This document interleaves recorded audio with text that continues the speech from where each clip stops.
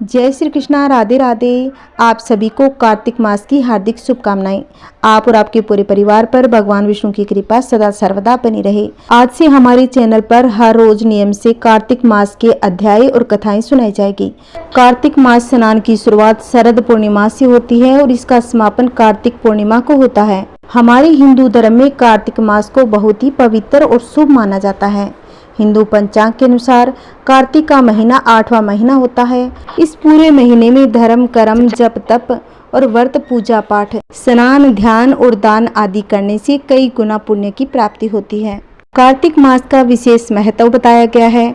धार्मिक ग्रंथों के अनुसार इस पूरे कार्तिक मास में व्रत और तप का विशेष महत्व है। जो व्यक्ति पूरे कार्तिक महीने में सूर्योदय से पूर्व उठकर नदी अथवा तालाब में स्नान करता है, फिर नहाने के पानी में गंगा जल मिलाकर स्नान करता है तो भगवान विष्णु की पूजा करता है। भगवान विष्णु की उन पर असीम कृपा होती है।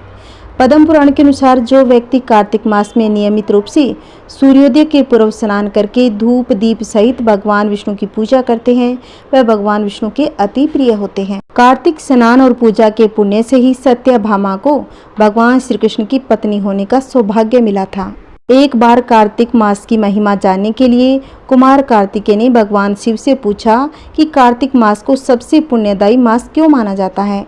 इस पर भगवान शिव ने कहा कि नदियों में जैसे गंगा श्रेष्ठ है, देवताओं में विष्णु, उसी प्रकार मासों में कार्तिक मास सबसे श्रेष्ठ है। भगवान विष्णु ने जब श्री कृष्ण रूप में अवतार लिया तब रुक्मिणी और सत्यभामा उनकी पटरानी हुई। सत्यभामा पूर्व जन्म में एक ब्राह्मण की पुत्री थी। युवावस्था में ही एक दिन उनके पति और पिता को एक राक्षस ने मार दिया। कुछ ही दिनों तक ब्राह्मण की पुत्री रोती रही। इसके बाद उसने स्वयं को विष्णु भगवान की भक्ति में समर्पित कर दिया। वह सभी एकादशी का व्रत रखती। कार्तिक मास में नियम पूर्वक सूर्योदय से पूर्व स्नान करके भगवान विष्णु और तुलसी की पूजा किया करती थी। बुढ़ापा आने पर एक दिन जब ब्राह्मण की पुत्री कार्तिक स्नान के लिए गंगा में डुबकी लगाई तब बुखार से कांपने लगी और गंगा तट पर ही उसकी मृत्यु हो गई। उसी समय विष्णु लोक से एक विमान आया और ब्राह्मण की पुत्री का दिव्य शरीर विमान में बैठकर विष्णु लोक पहुंच गया। जब भगवान विष्णु ने कृष्ण अवतार लिया तब ब्राह्मण की पुत्री ने सत्यभामा के रूप में जन्म लिया। कार्तिक मास में दीपदान करने के कारण सत्यभामा को सुख और संपत्ति प्राप्त हुई। नियमित तुलसी में जल अर्पित करने के कारण सुंदर वाटिका का सुख मिला। शास्त्रों के अनुसार कार्तिक मास में किए गए दान पुण्य का फल व्यक्ति को अगले जन्म में अवश्य ही प्राप्त। आइए आज हम सुनते हैं कार्तिक स्नान की संपूर्ण कथा। सबसे पहले हम सुनेंगे तुलसी माता की कहानी।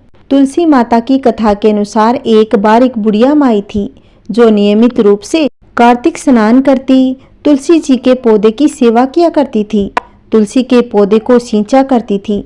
वे सुबह तुलसी के पौधे की पूजा किए बिना अन्न और जल ग्रहण तक नहीं करती थी। तुलसी माता को सींचती और वह कहती कि हे तुलसी माता, सत की दाता, मैं तेरा बिरवा सींचती हूँ, मुझे बहू दे, पीले रंग की धोती दे, मीठा ग्रास दे, बैकुंठ में वास दे, अच्छी मौत दे, चंदन का काठ दे, अच्छा राज दे, खाने को दाल भात दे और एकादशी के दिन श्री कृष्ण का कंधा दे। बुढ़िया माँ की यह बातें सुन सुनकर तुलसी माता सूखने लग गई। तुलसी माता को यूं सूखते देखकर भगवान ने पूछा कि हे तुलसी, तुम दिन प्रतिदिन क्यों सूखती जा रही हो। तुलसी माता ने कहा, बस मेरे मन की मत पूछो। भगवान ने कहा कि मैं नहीं पूछूंगा तो कौन पूछेगा।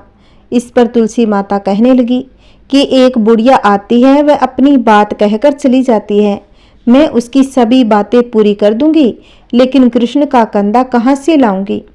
भगवान कृष्ण बोले, वह मरेगी तो अपने आप ही कंधा देने आऊंगा, तुम बुढ़िया माई से यह बात कह देना।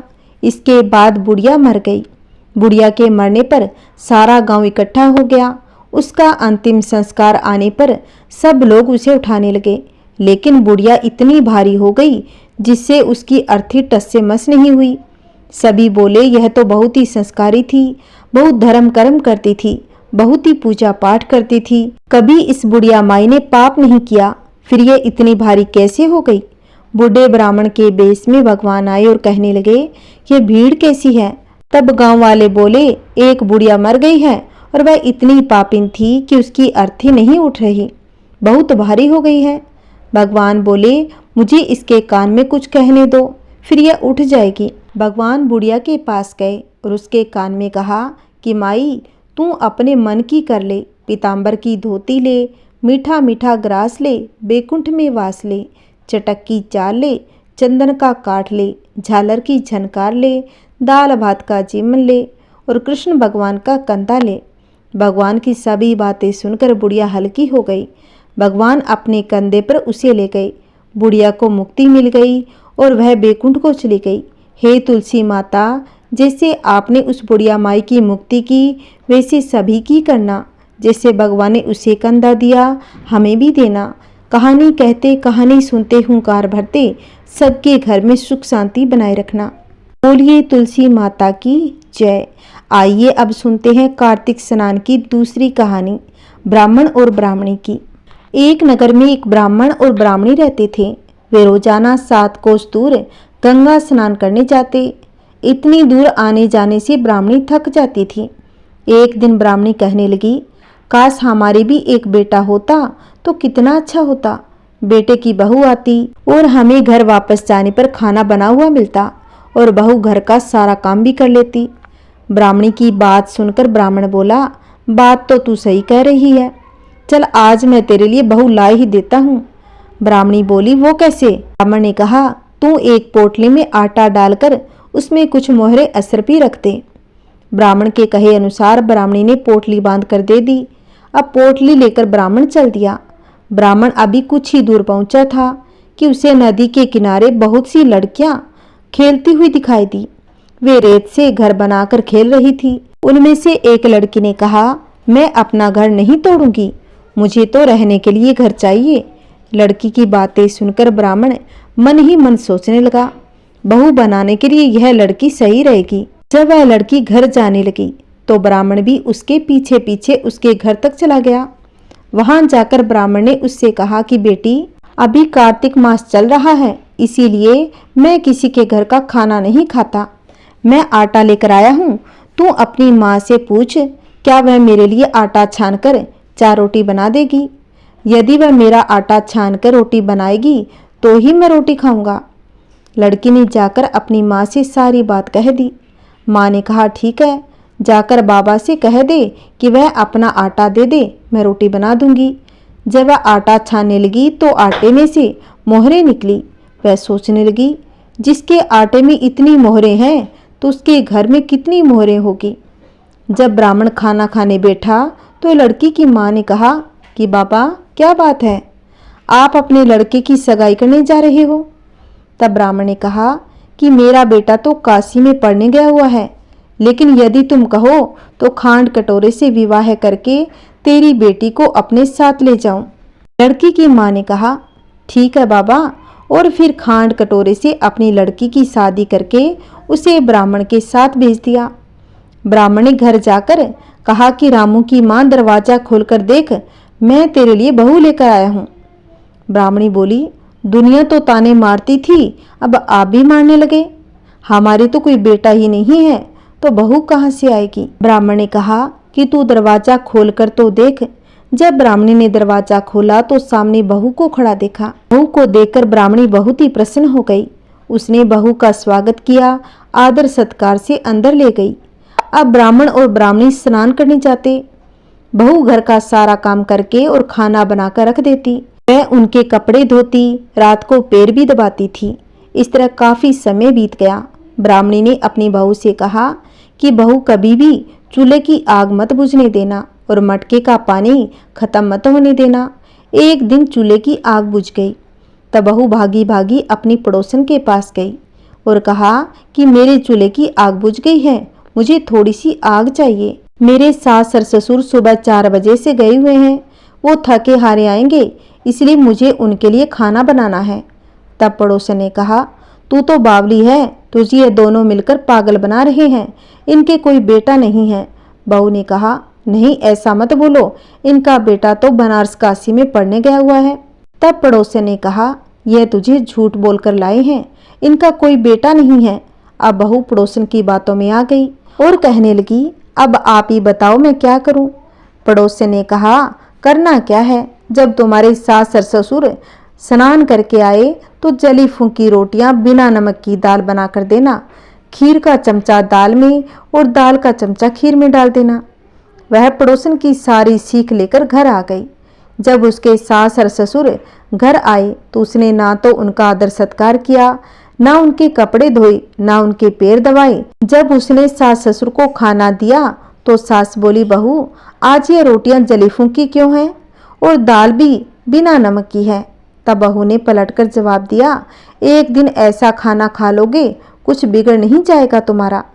सास ससुर को खरी खोटी सुनाकर वह फिर से पड़ोसन के पास चली गई और बोली कि अब आगे क्या करना है। पड़ोसन ने कहा, अब तुम सातों कोठों की चाबी मांग लेना।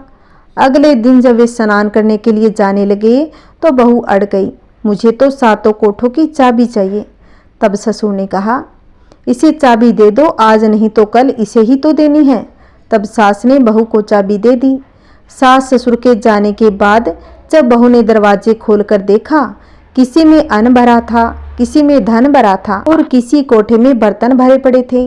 तब उसने सबसे ऊपर का 7वां कोठा खोलकर देखा कि शिवजी, माता पार्वती, गणेश जी, लक्ष्मी माता जी, पीपल पथवारी, कार्तिक के ठाकुर, राई दामोदर, तुलसा जी का बिड़वा, गंगा यमुना, 33 कोटि देवी देवता विराजमान थे। वहीं पर एक लड़का चंदन की चौकी पर बैठा माला जप रहा था। यह सब देखकर उसने लड़के से पूछा कि तुम कौन हो। तब लड़का बोला, मैं तेरा पति हूँ, अभी दरवाजा बंद कर दे, जब मेरे माता पिता आएंगे तब दरवाजा खोल देना। यह सब देखकर बहू बहुत ही खुश हो गई और 16 श्रृंगार कर सुंदर वस्त्र पहनकर अपने सास ससुर का इंतजार करने लगी। उसने अपने सास ससुर के लिए अच्छे अच्छे पकवान बनाए। जब उसके सास और ससुर घर पर आए तो उसने उनका आदर सत्कार किया, प्रेम पूर्वक खाना खिलाया, अपने सास ससुर के पैर दबाने लगी। पैर दबाते दबाते बहू ने कहा कि माँ, आप इतनी दूर गंगा यमुना स्नान करने के लिए जाती हो तो आप थक जाती होगी, इसीलिए आप घर पर ही स्नान क्यों नहीं करती हो। यह सुनकर सास कहने लगी कि बावली हो गई हो क्या बेटी, गंगा यमुना घर पर तो नहीं बहती है। तब उसने कहा, हाँ माँ जी, क्यों नहीं बहती, चलो मैं आपको दिखाती हूँ। जब बहू ने 7वां कोठा खोल कर दिखाया तो उसमें शिव जी, पार्वती जी, गणेश जी, लक्ष्मी जी, पीपल पथवारी, कार्तिक के ठाकुर, राई दामोदर, तुलसी जी का बिड़वा, गंगा यमुना बह रही थी और 33 कोटि देवी देवता विराजमान थे। और वहीं चौकी पर बैठा एक लड़का माला जप रहा था। माँ ने कहा कि बेटा तुम कौन हो और कहाँ से आए हो। तब लड़का बोला, माँ मैं तेरा ही तो बेटा हूँ। तब ब्राह्मणी ने पूछा, तू कहाँ से आया है। लड़के ने जवाब दिया, मुझे कार्तिक देवता ने भेजा है। ब्राह्मणी ने कहा कि बेटा यह दुनिया कैसे मानेगी और क्या जानेगा मेरा घर का पति, क्या जानेगी मेरी देवरानी और जेठानी, और क्या जानेंगे अगल बगल के पड़ोसी, तू मेरा ही बेटा है। ब्राह्मणी ने कुछ विद्वान पंडितों से मदद मांगी। पंडितों ने कहा, इस पार बहू और बेटे को खड़ा कर दिया जाए और उस पार ब्राह्मणी को खड़ा कर दिया जाए। ब्राह्मणी ने चमड़े की अंगियां पहनी हो और छाती में से दूध की धार निकलकर बेटे की दाढ़ी मूंछ भी के और पवन पानी से गंठजोड़ बांधे, तब मानेंगे कि बुढ़िया का ही बेटा है। उसने ऐसा ही किया। चमड़े की अंगियां फट गई, छाती में से दूध की धार निकलकर बेटे की दाढ़ी मूंछ भी गई, पवन पानी से बहू बेटे का गंठजोड़ बंध गया। यह सब देखकर ब्राह्मण और ब्राह्मणी बहुत ही खुश हो गए। उनकी खुशी का ठिकाना न रहा। हे कार्तिक के ठाकुर, जैसे ब्राह्मण ब्राह्मणी को बहू बेटा दिया वैसा सबको देना। कार्तिक मास की कथा कहने वाले और सुनने वाले, हुंकार भरने वाले सब पर अपनी कृपा बनाए रखना। बोलिए विष्णु भगवान की जय, बोलिए तुलसी माता की जय, बोलिए राई दामोदर भगवान की जय, बोलिए 33 कोटि देवी देवता की जय। आइए अब सुनते हैं कार्तिक मास में नियम से सुने जाने वाली नित्य नेम की कथा। राम आए, लक्ष्मण आए, देश के पुजारी आए, नित्य नेम का नेम लाए। आओ राम, बैठो राम, माखन मिश्री खाओ राम, दूध बतासा पियो राम, सूत के पलका पोठो राम, साला दुसाला ओडो राम। राम संवारे सबके काम, खाली घर भंडार भरे, सबका बेड़ा पार करेंगे। जय श्री राम, जय जय राम। यह कहानी सीता माता कहती थी और श्री राम इसे सुना करते थे। एक दिन श्री राम भगवान को किसी काम के लिए बाहर जाना पड़ गया। तो सीता माता कहने लगी कि भगवान, मेरा तो 12 वर्ष का नितनेम है, अब आप बाहर जाएंगे तो मैं अपनी कहानी किसे सुनाऊंगी। श्री राम ने सीता माता को कहा कि तुम कुएं की पाल पर जाकर बैठ जाना, वहाँ जो औरतें पानी भरने आएगी उन्हें अपनी कहानी सुना देना। सीता माता कुएं की पाल पर जाकर बैठ जाती है।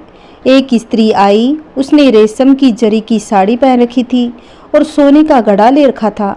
सीता माता उसे देख कहने लगी, बहन, मेरा 12 वर्ष का नितनेम सुन लो।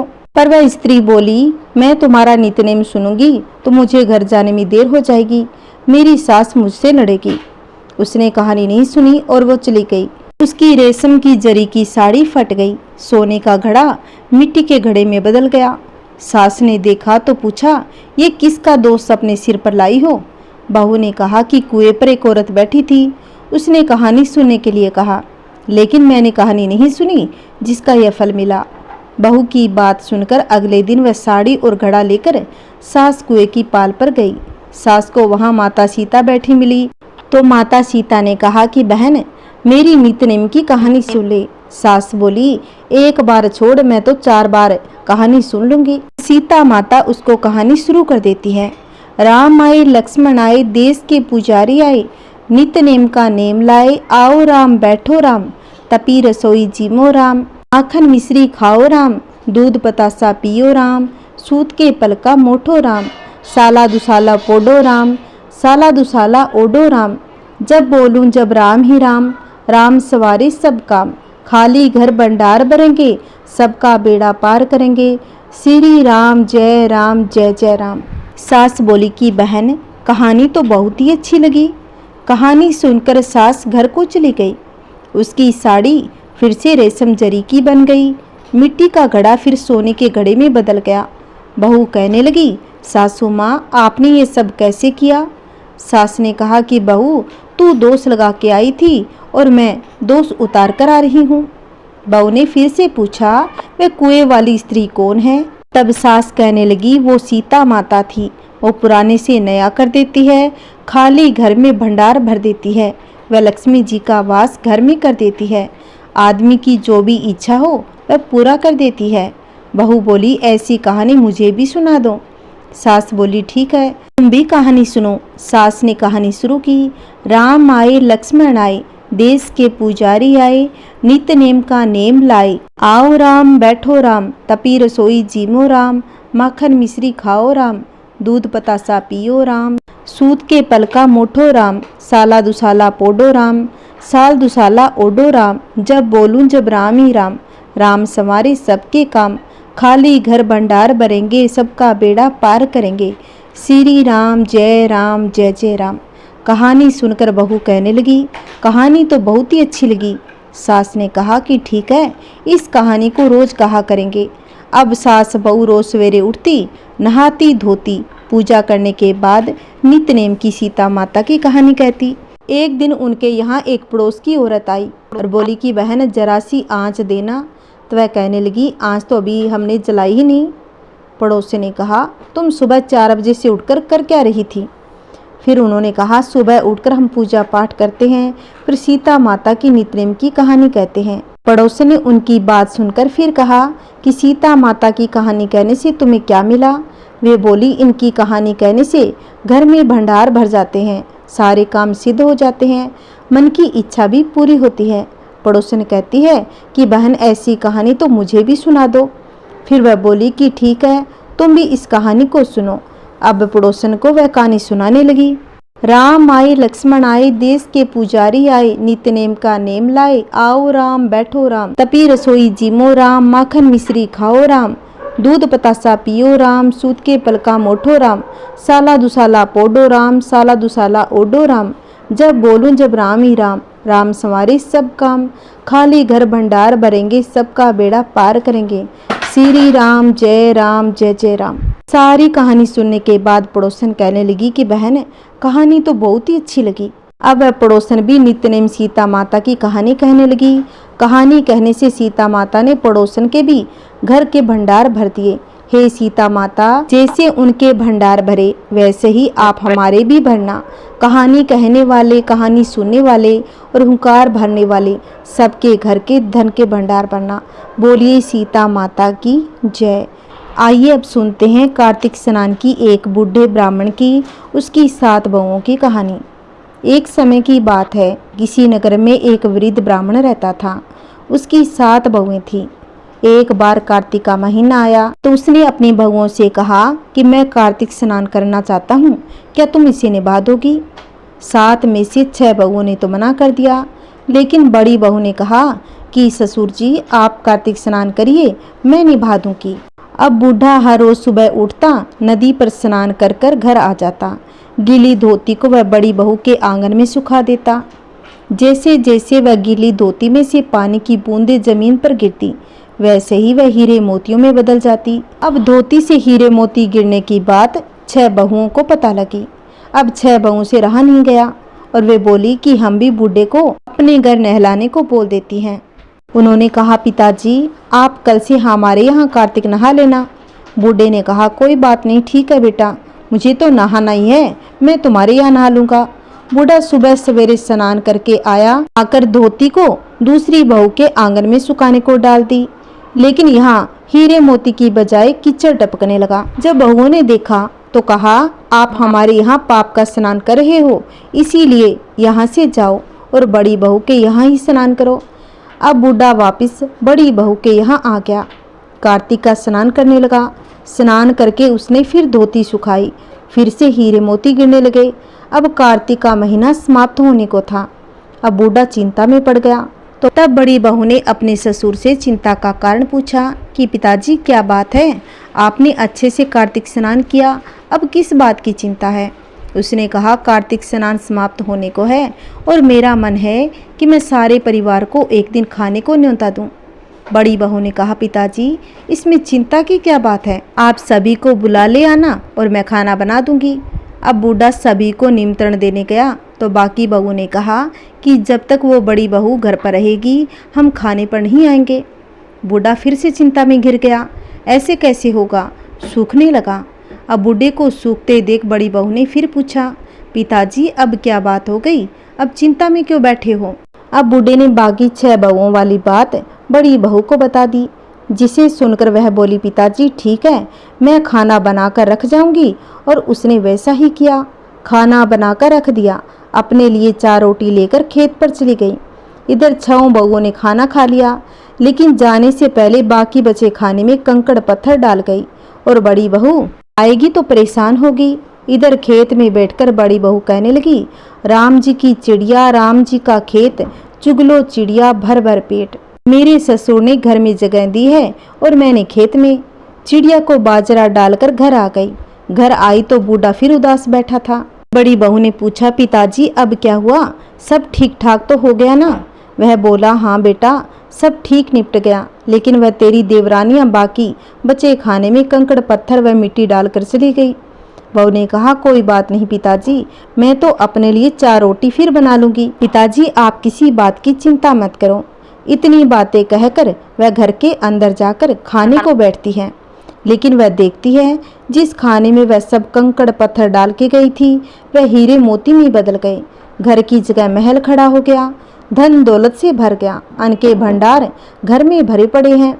बूढ़े को बुलाकर कहती है पिताजी आपने तो कहा था कि मेरे लिए कुछ नहीं बचा, लेकिन यहाँ तो हीरे मोतियों के भंडार हो गए हैं, पूरे घर में धन की वर्षा हो गई है, साधारण सा घर महल बन गया है। बूढ़ा सब चीजें देखकर बोला बेटी तुमने सच्चे मन से कार्तिक स्नान सच्चे मन से निभाया था, लेकिन बाकी बहुओं ने पापी मन से निभाया, इसलिए कार्तिक देवता तुमसे प्रसन्न हुए और यह फल दिया। हे कार्तिक देवता जैसे आपने बड़ी बहू को दिया वैसा सबको दे, कहानी कहने वाले को और कहानी सुनने वाले को, सब परिवार को सुख संपत्ति देना, सबके घर में धन के भंडार भरना। बोलिए विष्णु भगवान की जय। आइए अब सुनते हैं गंगा जमुना की कहानी। प्राचीन समय की बात है, एक गांव था जिसमें 2 बहनें रहा करती थी। एक बहन का नाम था गंगा, दूसरी बहन का नाम था जमुना। एक बार दोनों बहनें एक साहूकार के खेत से गुजर रही थी तो जमुना ने जौ के 13 दाने तोड़ लिए। यह देखकर गंगा ने कहा, तुझे तो ग्रहण लग गया, तूने चोरी की है। इस पर जमुना ने पूछा, अब मेरा ग्रहण कैसे धुलेगा? गंगा ने कहा, तुझे 12 साल तक साहूकार के यहाँ नौकरी करनी पड़ेगी, तभी तेरा पाप धुलेगा और तुझे ग्रहण से मुक्ति मिलेगी। अब जमुना एक साहूकार के यहाँ नौकरी के लिए जाती है, अपने लिए काम मांगती है, लेकिन काम करने से पहले जमुना कहती है कि मैं सारा काम करूँगी, लेकिन 4 काम नहीं करूँगी। जूठे बर्तन नहीं मांजूंगी, झाड़ू नहीं लगाऊंगी, बिस्तर नहीं बिछाऊंगी और दिया नहीं जलाऊंगी। साहूकार ने कहा, ठीक है, और उसे काम पर रख लिया। इसी तरह काम करते हुए जमुना को 12 साल बीत गए। 12 साल के बाद कुंभ का मेला लगा तो साहूकार ने भी कुंभ नहाने जाने लगी। जमुना ने उसे जाते देख उससे कहा, कुंभ के मेले में मेरी बहन गंगा मिलेगी तो उसे यह सोने का टका दे देना, इससे वह अपने हाथों में सुंदर चूड़ियां पहन लेगी। साहूकारनी ने कुंभ के मेले में गंगा को वह सोने का टका दे दिया। गंगा ने उनसे वह टका लेते हुए कहा कि जाकर मेरी बहन को कहना उसके 12 वर्ष अब पूरे हो गए हैं, अब वह यहाँ वापस आ जाए। साहूकार व साहूकारनी वापस घर आए। अब जमुना मटके में पानी भर रही थी। दोनों जमुना से बोले, हमने सोने का वह टक्का तेरी बहन गंगा को दे दिया था और उसने कहा है तेरे 12 वर्ष पूरे हो गए हैं, इसीलिए अब तुम वापस जाओ।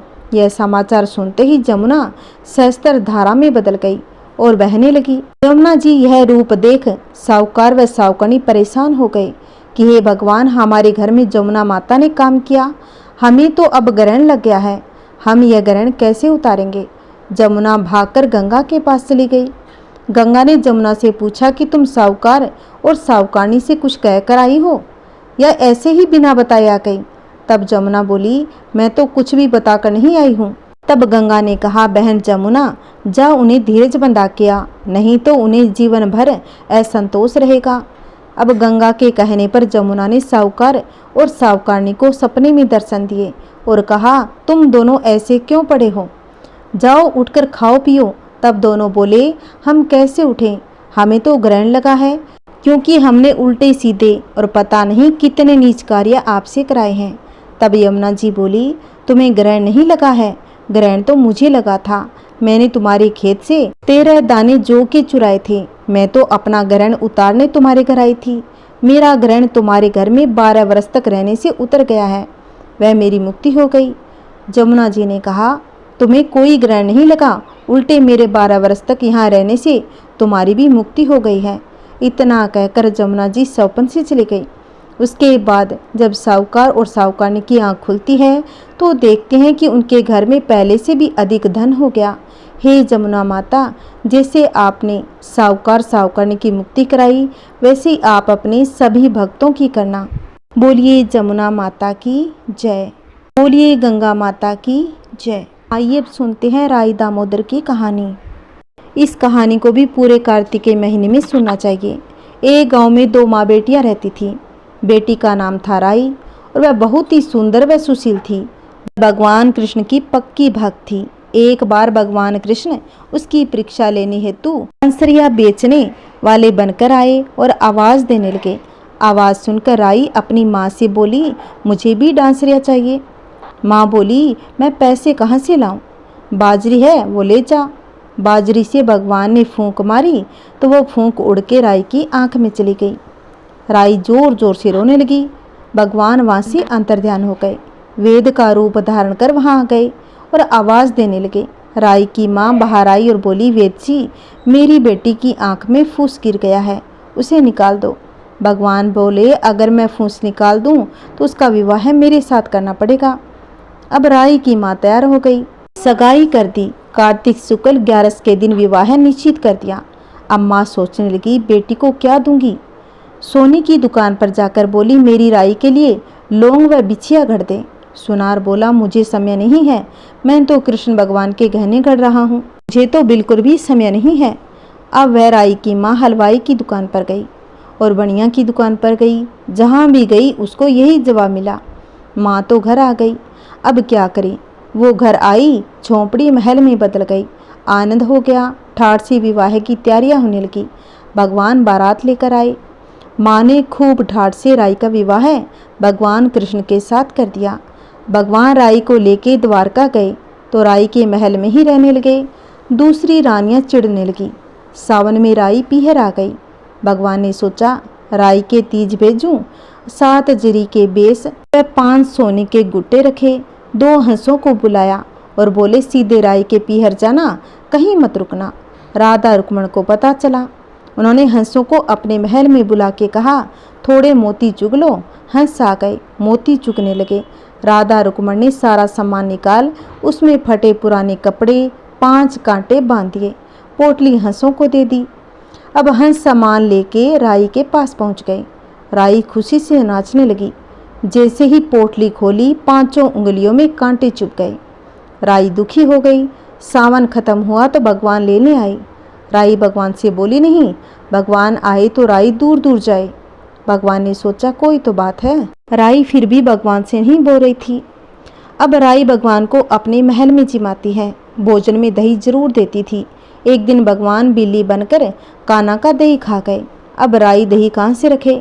भगवान गुजरी बनकर दही बेचने आए। राई नीचे जाकर बोली थोड़ा दही दे दो। गुजरी रूपी भगवान बोले राई तुम उदास क्यों हो, हमने सुना है आप भगवान से नाराज हो। राई बोली तुझे क्या मतलब है, तू जा और अपना काम कर। तो गुजरी रूपी भगवान बोले हम सैली जैसी हैं तो मन की बात कहो, मैं किसी को नहीं कहूँगी। राई ने सारी बात कही। सुनते ही भगवान को अचंभा हुआ और वे असली स्वरूप में आ गए। बोले ये कैसे हुआ, मैंने तो जरी के भेस सोने के चपेटे भेजे थे। भगवान ने हंसों को बुलाकर पूछा तुम कहीं रुके तो नहीं। हंस बोले राधा रुक्मण के महल में रुके और तो कहीं नहीं रुके। भगवान ने राधा रुक्मण को बुलाया और पूछा आपने ऐसा क्यों किया। वो बोली आप हमारे महल नहीं पधारे इसलिए हमने ऐसा किया। भगवान बोले आप हमको प्रेम से बुलाते तो हम जरूर आते। फिर भगवान बोले कार्तिक का महीना राई को दूंगा, 5 दिन पचीतिया राधा रुक्मण को व 11 सत्यभामा को दूंगा। भगवान ने सबका मान रखा, वैसे भगवान सबका रखे। कहानी कहते, कहानी सुनते, हुंकार भरते, सबके घर में सुख शांति बनी रहे। आइए अब सुनते हैं भगवान गणेश की कहानी। एक समय की बात है, भगवान गणेश जी एक छोटे से बच्चे का रूप लेकर धरती पर घूम रहे थे। गणेश जी ने एक हाथ में चिमटी में चावल और दूसरे हाथ में चम्मच में दूध ले रखा था। चारों तरफ घूमकर बोल रहे थे कोई मेरे लिए खीर बना दो, कोई मेरे लिए खीर बना दो। चिमटे में चावल और दूध देखकर सभी लोग उसकी हंसी उड़ाने लगे। अरे भला इतनी से कोई खीर बनती है। लेकिन वहीं पर एक वृद्ध महिला बैठी हुई थी। वह वृद्ध महिला बहुत ही सरल स्वभाव की थी। वह भगवान गणेश की बहुत ही पूजा पाठ किया करती थी। वह बोली लाओ बेटा मैं तुम्हारे लिए खीर बना देती हूँ। जिसके लिए भगवान श्री गणेश जी को अपने घर पर ले गई और अंदर जाकर वह एक छोटे से बर्तन को चूल्हे पर चढ़ाने लगी। यह देखकर भगवान श्री गणेश जी ने उस वृद्ध महिला से कहा अम्मा छोटे बर्तन में नहीं बड़े बर्तन में खीर बनाओ। जिसके बाद वह वृद्ध महिला ने गणेश जी की आज्ञा का पालन करते हुए बड़े बर्तन को चूल्हे पर रख दिया और खीर बनाने के लिए उसमें गणेश जी के द्वारा दिए हुए दूध और चिमटी में चावल को जैसे ही उस बड़े बर्तन में डाला बड़ा बर्तन ऊपर तक भर गया। यह देखकर वृद्ध महिला बहुत ही आश्चर्यचकित रह गई और तभी भगवान गणेश जी ने कहा कि अम्मा तुम मेरे लिए खीर बनाओ, मैं बहुत ही थक चुका हूँ, तब तक मैं नहा कर आता हूँ। जिसके बाद भगवान श्री गणेश जी स्नान करने के लिए चले गए। तभी वहाँ पर उस वृद्ध महिला की नाती पोते आते हैं और अपनी दादी को खीर बना देख खीर को खाने के लिए जिद करने लगते हैं। जिसको देखकर वह वृद्ध महिला एक कटोरी में थोड़ी सी खीर को निकालकर चूल्हे के पास रख देती है और कहती है कि हे भगवान गणेश मैं आपको भोग लगा रही हूँ। फिर वह बुजुर्ग महिला एक कटोरी में खीर निकालकर अपने नाती पोतों को दे देती है। लेकिन पड़ोस में रहने वाली पड़ोसन अपनी छत में बैठकर सब कुछ देख रही थी। जिसको देखकर और वृद्ध महिला डर गई और सोचने लगी अगर इसने मेरे बहू बेटों को बता दिया तो मेरे ऊपर क्रोधित हो जाएंगे। जिसके बाद वह अपनी पड़ोसन में रहने वाली इस महिला को भी एक कटोरी खीर निकाल कर दे दी। लेकिन काफ़ी देर होने के बाद श्री गणेश भगवान स्नान करके नहीं आए। जिसके बाद वृद्ध महिला की बेटे की बहू कोने में खड़ी होकर सब कुछ देख रही थी और मौका पाते ही जब वह वृद्ध महिला कुछ देर के लिए खीर के पास से इधर उधर हुई तब वह एक कटोरी में से खीर निकाल कर खा लेती है। उस कटोरी को छुपा देती है। जिसके बाद वहाँ से चली गई। वह वृद्ध महिला वापस आई, उसको कुछ भी पता नहीं चला और वापस से खीर के पास आकर बैठ गई। धीरे धीरे काफ़ी समय हो गया, भगवान श्री गणेश नहीं आए। काफ़ी ज़्यादा समय हो जाने के कारण वह वृद्ध महिला को भी भूख लगने लगी, जिसके बाद वृद्ध महिला भी भगवान गणेश जी का इंतजार करके थक गई। तभी वह एक कटोरी में खीर निकालकर एक बार फिर से भगवान गणेश जी को भोग लगाती है। उसके बाद स्वयं भी वह वृद्ध महिला एक कटोरी में खीर निकालकर खाने बैठ जाती है। तभी वहाँ पर अचानक से गणेश भगवान जी आ गए। गणेश भगवान को देखकर वह वृद्ध महिला आश्चर्यचकित हो गई। वह वृद्ध महिला भगवान गणेश जी से कहने लगी कि आओ बेटा, खीर खा लो, मैं बहुत देर से तुम्हारा ही इंतजार कर रही थी।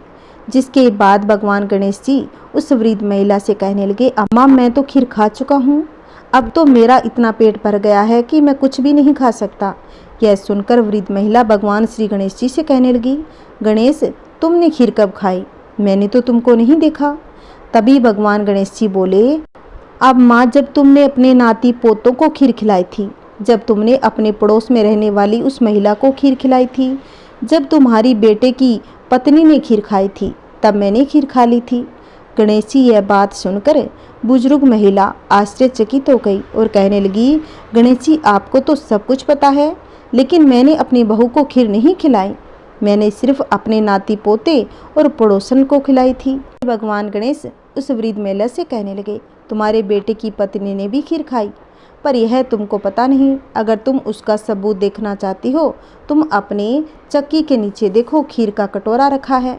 वह वृद्ध महिला यह देखकर स्तंभ रह गई और भगवान श्री गणेश जी से माफ़ी मांगने लगी और कहने लगी, आप यह बात किसी को मत बताइएगा। वह वृद्ध महिला भगवान गणेश से कहने लगी, ये इतनी खीर जो मैंने बनाई है, इसका मैं क्या करूं? इसे कौन खाएगा?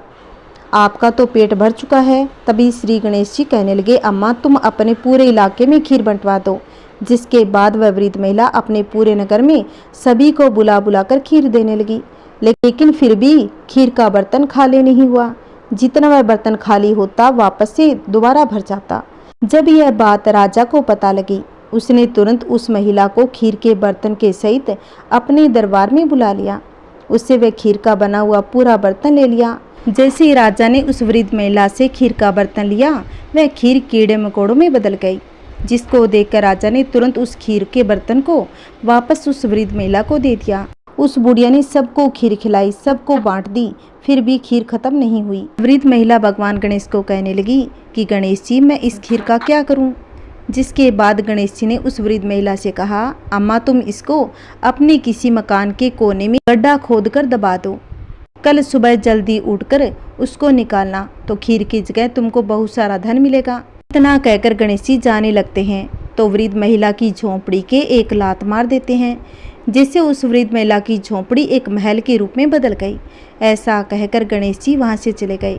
अब दूसरे दिन उस महिला के बेटे की बहू ने गड्ढा खोदकर वापस से उस खीर के बर्तन को निकाला, तो उसको वहाँ पर कुछ नहीं मिला। तब वह अपनी सास को कहने लगी कि माँ जी, गणेश जी ने तो हमसे झूठ कहा है, यहाँ तो कुछ भी नहीं है। जिसके बाद वृद्ध महिला खुद ही एक सुई लेकर जमीन में देखने लगी। थोड़ी देर में उसको बहुत सारे सोने के सिक्के, धन से भरा घड़ा मिला, जिसको वह निकाल लेती है और भगवान श्री गणेश जी को बहुत बहुत धन्यवाद देती है। जैसे भगवान गणेश ने उस बुढ़िया को दिया, वैसा भगवान सबको दे। कहानी कहते, कहानी सुनाते, हुंकार भरते, सबके घर में सुख शांति दे। बोलिए गणेश महाराज की जय। आइए अब सुनते हैं लपसी तपसी की कहानी। एक समय की बात है, एक छोटे से गांव में दो भाई रहते थे, जिनका नाम एक का था लपसी, दूसरे का था तपसी। तपसी हमेशा भगवान की तपस्या में लीन रहता था और लपसी सवा सिर की लापसी बनाकर भगवान को भोग लगाता। एक दिन दोनों भाइयों में बहस होने लगी, दोनों में से कौन बड़ा। तपसी बोलता है कि मैं बड़ा हूँ, मैं रोज भगवान की पूजा करता हूँ, इसीलिए मैं बड़ा हूँ। इधर लपसी कहता है कि मैं बड़ा हूँ, मैं रोज सवा सिर की लापसी बनाकर भगवान को भोग लगाता हूँ, इसीलिए मैं बड़ा हूँ। उसी वक्त नारद जी वहाँ से गुजर रहे थे। उन्होंने देखा कि लपसी और तपसी दोनों किसी चीज़ को लेकर बहस कर रहे हैं। उन्होंने उन दोनों से पूछा, तुम दोनों बहस क्यों कर रहे हो? उन दोनों ने अपने अपने बड़े होने का कारण बताया। फिर नारद जी बोले, इस बात का फैसला मैं कल कर सकता हूँ कि कौन बड़ा है। अगले दिन वह दोनों नहा धोकर अपने अपने काम में लग गए। फिर नारद जी चुपके से आए और तपसी के सामने 1.25 करोड़ की अंगूठी रख दी ताकि वह जान सके कि तपसी के मन में कितना लालच है। जब तपसी की नज़र उस अंगूठी पर पड़ी तब उसने चुपचाप उसे अपने पैर के नीचे छुपा ली। फिर नारद जी ने लपसी के सामने अंगूठी रखी। अंगूठी पाकर उसने सोचा, यह अंगूठी तो बहुत ही महंगी लग रही है, यह जिस किसी की होगी वह बहुत ही परेशान होगा। फिर वह बाहर जाकर उसके असली मालिक को खोजने लगता है, लेकिन वह नहीं मिलता। तो लपसी ने उस अंगूठी को अपने गांव के मुखिया को दे दी, क्योंकि वह नहीं चाहता था किसी दूसरे की अंगूठी वह अपने पास रखे। उसने मुखिया जी से कहा, यह जिस किसी की भी होगी आप उसे वापस कर देना। फिर लपसी उस जगह पर जाता है जहाँ पर तपसी अपनी तपस्या कर रहा था। फिर वहाँ पर नारद जी प्रकट होते हैं। जब नारद जी उन दोनों के पास आते हैं और फिर वे दोनों उनसे पूछने लगे कि नारद जी, हम दोनों में से कौन बड़ा? नारद जी ने कहा, तुम दोनों में लपसी सबसे बड़ा है। तपसी ने इस चीज़ का कारण पूछा। तब उन्होंने तपसी से खड़े होने को कहा। जब वह खड़ा हुआ तब उसके नीचे अंगूठी दिख गई जो उसने अपने नीचे छुपाई होती है। उसकी चोरी पकड़ी गई। तब नारद जी ने तपसी से कहा, तुम इतनी तपस्या करते हो फिर भी तुम्हारा मन साफ नहीं है, इसलिए तुम्हें कोई फल नहीं मिलेगा। नारद जी ने तपसी से कहा, सच्चा भक्त होना यह नहीं होता हम दिन भर तपस्या में लीन रहें, बल्कि हमारा मन सच्चा भी होना चाहिए, तभी हम सच्चे भक्त कहलाएंगे। तपसी अपने किए पर शर्मिंदा हो गया। उसको समझ में आ गया उसने कितनी बड़ी गलती कर दी और उसने नारद जी के सामने हाथ जोड़कर पूछा, मुझे अपनी तपस्या का फल कैसे मिलेगा और मेरा पाप कैसे उतरेगा? तब नारद जी बोले, जब कार्तिक मास में स्त्रियां कार्तिक नहाएगी तभी अपना पुण्य तुम्हें देगी, तो ही तुम्हें तुम्हारी तपस्या का फल मिलेगा। तब वह कहने लगा कि कोई कार्तिक का स्नान का पुण्य मुझे क्यों देगा? नारद जी ने कहा, यदि कोई धोती के साथ गमछा नहीं देगा तो फल तुम्हें मिलेगा, यदि कोई साड़ी देकर ब्लाउज नहीं देगा तो वह फल तुझे मिलेगा, यदि कोई अंगना लीपकर दहली नहीं लिपेगा तो फल तुम्हें मिलेगा, यदि कोई सीधा देकर दक्षिणा नहीं देगा तो फल तुझे मिलेगा, यदि कोई ब्राह्मण जिमाकर दक्षिणा नहीं देगा तो फल उसका तुझे मिलेगा, यदि कोई जूता देकर तेल नहीं देगा तो फल तुझे मिलेगा, यदि कोई सारी कहानी सुने लेकिन तुम्हारी कहानी नहीं सुने तो फल तुझे मिलेगा। फिर उसी दिन से हर व्रत और कथा के बाद लपसी और तपसी की कहानी कही और सुनी जाती है। आइए सुनते हैं तुलसी माता की आरती। जय जय तुलसी माता मैया, जय जय तुलसी माता, सब जग की सुखदाता, सबकी वर माता। जय जय तुलसी माता, सब योगों के ऊपर, सब रोगों के ऊपर, रज से रक्षक करके सबकी भव त्राता। जय जय तुलसी माता, बटुपुत्री है श्यामा, सुर बलि है ग्राम्या, विष्णु प्रिय जो नर तुमको सेवे, सो नर तर जाता। जय जय तुलसी माता, हरि के शीस विराजत, त्रिभुवन से हो वंदित, पतित जनों की तारिणी तुम हो विख्याता। जय जय तुलसी माता, लेकर जन्म विजन में आई दिव्य भवन में, मानव लोक तुम्ही से सुख संपत्ति पाता। मैया जय तुलसी माता, जय जय तुलसी माता। हरि को तुम अति प्यारी, श्याम वरण सुकुमारी, प्रेम अजब है उनका तुमसे कैसा नाता। हमारी विपत हरो तुम, कृपा करो माता। जय जय तुलसी माता, जय जय तुलसी माता, मैया जय तुलसी माता, सब जग की सुखदाता, सब जग की सुखदाता, सबकी वर माता। ओम जय जय तुलसी माता। बोलिए तुलसी माता की जय। अगर आपको मेरी ये कथाएं अच्छी लगी है तो प्लीज़ इसे शेयर करें, लाइक करें और कमेंट में बताएं कि मेरी कथाएं आपको कैसी लगी और श्री हरि विष्णु भगवान की जय अवश्य लिखना। अगर आपको नित्य नियम से कार्तिक मास में इन कथाओं का आनंद लेना है तो प्लीज़ मेरे चैनल को सब्सक्राइब कर लो, जिससे आपको हर रोज़ नई नई कहानियाँ सुनने को मिलेगी। जय श्री हरि विष्णु भगवान की जय। ओम नमः शिवाय। बोलिए तुलसी माता की जय हो।